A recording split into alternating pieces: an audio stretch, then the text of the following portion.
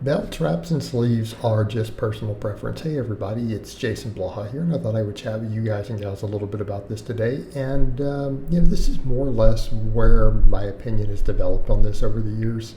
I used to be one of those guys who kind of said, oh, we don't need any of that stuff at all. Didn't wear much of it. Took that position for quite a few years. And, then I got back into powerlifting and started using it for powerlifting. And then I looked at evidence and a few people out there who are saying, yeah, there could be, neural drive benefits to wearing a belt and maybe better core engagement and all this other stuff. This is the position I took. Then I said, okay, there's some evidence for this, and there's some pretty smart guys who say this.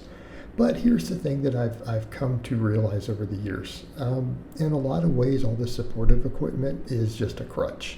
Now, if you feel that you need it for mental benefits or psychological benefits, then by all means, it's your money, it's your time, it's your training. Do what you need to do in order to be in the mindset that you need. Because for a lot of people, putting a lot of that stuff on, it's a mindset thing. And they feel like they get better workouts because it helps them mentally get into their place to train, right? And I'm not saying it psychs them up, because I don't think that we need to be psyched up, or we don't need a hype man or any of that stuff. None of that should be necessary to train. It really shouldn't. But it can be a mindset thing, and if people feel that they get into a better mindset when they do that, okay, it makes a lot of sense. It makes a lot of sense to do it in that case because it puts you in your mindset.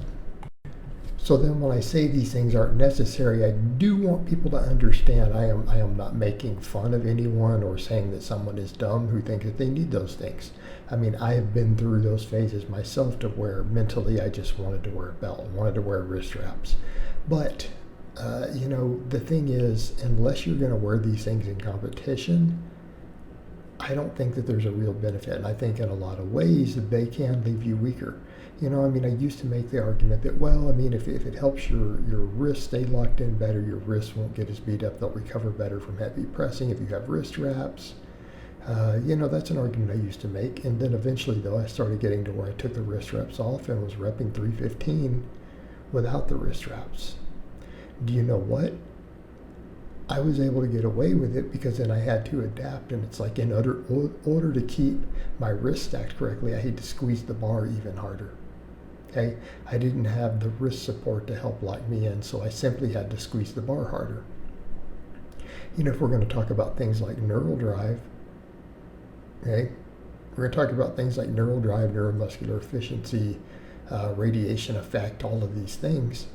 Well, a tool that forces you to have to squeeze the bar even harder to stay locked in, I don't think that's a bad thing. I don't think it's a bad thing at all. So, I could make the case on the pressing that, the wrist straps may be counterproductive. But if you're one of those people that you cannot lock them in, and maybe your grip and forearms aren't strong enough, it might be easier on your shoulders to wear the wrist straps because you don't have it positioned to where you get that extra shoulder torque. Because your wrists get too far cocked back on pressing. So again, people could make the argument the other way, but I personally lean in the direction of, you'll just get a better grip, better forearms, better neural drive, you just drop the wrist straps. The thing with sleeves, I don't think sleeves really benefit us. Okay? I don't think they help keep joints warm. To me, that's a really silly concept. What do you mean keep your joints warm? Are you training naked in the freezing cold? Your body has an internal temperature. It regulates it just fine. And if it's keeping them warm, that's because your body's already producing the temperature. Again, I remain completely unconvinced of this. Now, some people are like, well, I wear the tight ones and I get whatever knee tendon pain or elbow tendon pain or whatever it is that they have. Well, if it's compressing against that, that's not helping you in any way relieve the inflammation you're having. What it's probably doing is cutting off blood flow a little bit so it feels number. And here's the thing, if you have a tendon or something that's inflamed with what you're doing with your training, pushing through it and finding a way to numb the pain rather than addressing the problem, recovering from it, addressing the inflammation, the overuse, the form that's causing it, then you're really setting yourself up for injury. You're setting yourself up for even more inflammation. You know, it's a lot of stuff we do to where we train through pain and inflammation, and instead of training around it, we try to train through it. This leads to injuries. You know, this led to certain mobility issues for me over the years of trying to do silly stuff like that. Okay, I don't think that that's a wise choice. It ultimately just gets you more beat up. It causes inflammation, makes things worse. So I don't think that that's a viable reason. And that's one of those where I'm going to say I don't care how it feels, because in that case it's masking your body's warning sign that there's a problem. All right, and masking those warning signs, again, not something we should be doing. Not the wisest of ideas, says me. Again, just my opinion.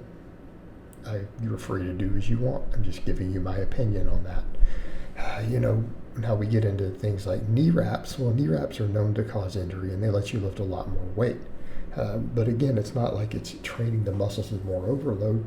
It's training the joints with more overload, because knee wraps, for example, they not only damage the knee, and there's been some studies on that, they do damage the knee over time. They're removing mechanical tension on your quads at the part where the quads are working the hardest, and then having a spring-like effect through there. So it's technically reducing muscle tension while allowing you to lift more weight and then load the joints heavier.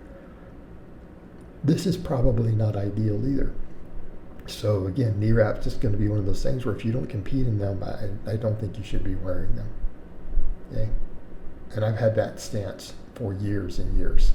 And as far as just belts go, I've kind of developed the same mindset. I don't know that just being able to lift more weight because we have the belt on and it locks us in tighter is a good thing. Could make the case that maybe just get a stronger core. Do more ab work, do more core work, build your core up. But again, we also run into the situation to where if you're having to wear a belt to lift a weight that you can't normally lift, I don't think it works the muscles any harder. But I think, again, it puts extra stress on the body that you do not need to have there in order to stimulate a maximum adaptation. So I can make the same case for belts. Make the exact same case. That, again, I don't know that the juice is worth the squeeze. Now, back to the other point. If you enjoy wearing these things and you mentally need them, by all means, carry on. But physically, I don't think that they're ideal. I don't think they offer any advantages. And I think in some cases, I don't think they reduce gains by any means. But, you know, again, they may increase the risk of injury. But if you need them because you compete in them, of course it makes sense to wear these things, right? Train like you compete. All right, guys, but that's really all I have to say on that today. I hope it's been informative, and I'll talk to you guys and gals next time.